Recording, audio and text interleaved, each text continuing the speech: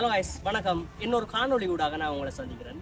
இந்த காணொளி மிக முக்கியமான ஒரு காணொளி. 35-36 வருடங்களாக மனித உடலங்களை தானம் செய்து கொண்டிருக்கின்ற ஒரு மனிதனுடைய வாழ்க்கை. அவரும் இந்த சமூகத்திலே ஒரு அடையாளமாக திகழ்கின்றார். தொடர்ச்சியாக காணொளிகளை பாருங்கள். என் பேர் கற்பையா ராசேந்திரன். நான் தோணிக்கல்ல இருக்கிறேன். நான் அந்த மயானத்தில் தான் வேலை செய்கிறேன். இதே ஒரு 35 வருஷமாக இந்த தொழிலை செஞ்சு கொண்டிருக்கிறேன். இந்த தொழிலை நான் ஒரு 17-18 வயசுக்குள்ளே ஆரம்பித்தேன்.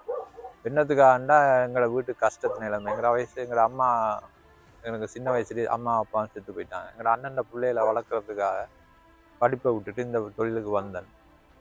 இதில் கஷ்டம் துன்பம் சரியான மாதிரி இருக்கும். இரவுலையும் வரும்போடி பகல்லையும் வரும்போடி.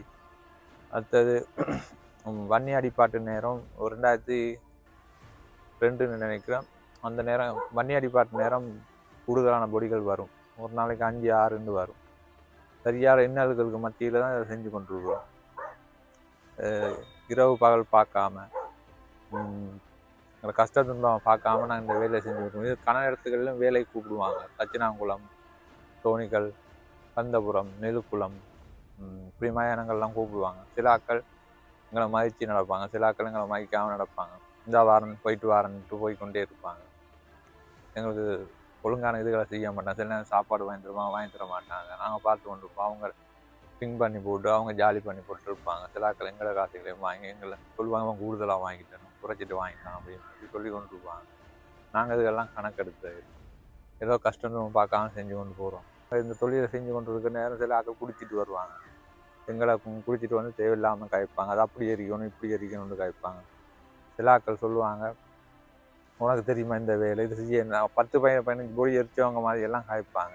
எங்களை ஒரு கிருத்திரமா மாதிரி காய்ப்பாங்க, தேவையில்லாமல் காய்ப்பாங்க. நாங்கள் இதெல்லாம் கணக்கெடுக்கிறது இல்லை.